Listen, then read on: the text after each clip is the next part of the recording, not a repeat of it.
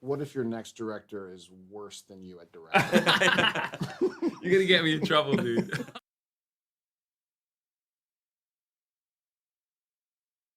I know you've spoken a lot about kind of your love for action films going back to your childhood, but also about how you kind of see the film as kind of a Trojan horse to talk about cultural and political things. So what are some of the things, because I think my experience of watching it was kind of wanting to know as much as I could about some of these references you're making. So what do you hope people will kind of leave the film and maybe go and look more into so they can properly get it? It's a Trojan horse, and also it's a gateway drug. Like I didn't want it to also just be like a history lesson in politics or religion or the caste system or the third gender in India. I wanted to touch on these things and kind of bring these kind of subjects that are kind of either people are afraid to talk about or they're kind of like figures in society that are kind of brushed away to the sides. Bring them in and give them, some real estate in a movie that normally should just be filled with punches and kicks. Yeah. And the idea is if the film's palpable enough, if it's engaging enough, then hopefully people will go back and be like, oh, Hanuman, Indian mythology, who's that drummer?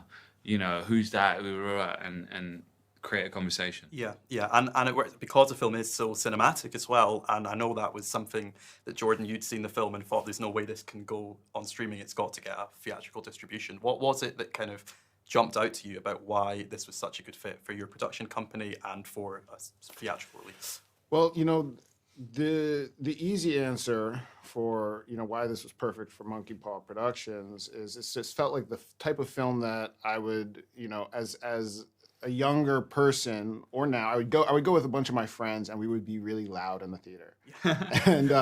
and that to me is like that's why I love theater. I love a theatrical experience that brings an audience together. You're in a room with a bunch of strangers and here you're invited to all be one character. In this case it's his character, the kid, and we can go through that journey together. It's uniting, and when the audience gets to cheer, it's just one of my favorite feelings in the world. So that was this film for me. And watching that film in an audience at South by Southwest, how gratifying experience was that for you? Because I know quite a grueling experience, both in terms of the training and injuries, and then the post-production process and getting distribution. How can you kind of sum up that experience of watching it with an audience? I just feel like there was a point where I was turning down work that was stuff that I dreamt of doing as an actor, like my whole career. And I was just like, God, I'm in this dark edit hole right now, editing this movie. And like, at one point the film got dropped and so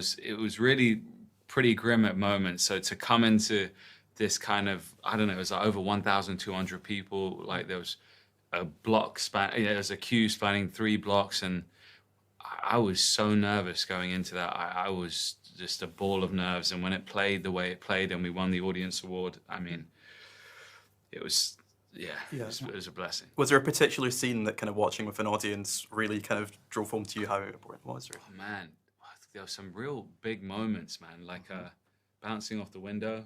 Yeah, that was great. One of the type of moments where you're like, always.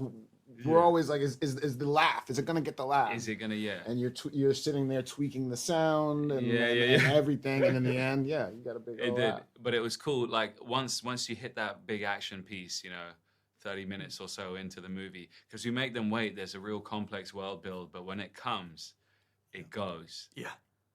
And then that's when you just get huge reactions. There's the fighting sequences. It's hard for those not to emerge as favorite moments because they are so creative, they are so immersive. And that's really when you get the audience going like, oh no, It was crazy. It was crazy. And has this experience kind of whetted your appetite for more writing, more directing? Do you want to go back? I mean, obviously you're acting in this as well, but would you like to go back to working in other people's projects? What's the kind of what's it done for your future goals? Yeah. I'm just hungry to tell stories, man. So whatever capacity that is, I know it sounds cliche, but yeah. What if your next director is worse than you at directing? You're gonna get me in trouble, dude. But that's the problem. Yeah. Jordan, you obviously had like massive success with your first film and Get Out, and then followed that up with 2 more brilliant films as well. Do you have kind of advice for like following up a first directorial film? And Yeah, kind of, dude. Yeah, I mean, I do. It's like, and this is Take a holiday. Yeah. take a break. Yeah. He's Dev has been, accumulating his own advice and forging his own path for so long that he certainly doesn't need my advice. But if I were to give it to him, I'd say what I think he already knows, which is, you can't beat Monkey Man. You've got to, your next story has got to be its best version of its own thing. And so don't worry about don't worry about playing the Monkey Man game again. You're gonna do a different thing because Monkey Man's already perfect. yeah. That's great advice. Baboon Boy. Yeah. That's too similar.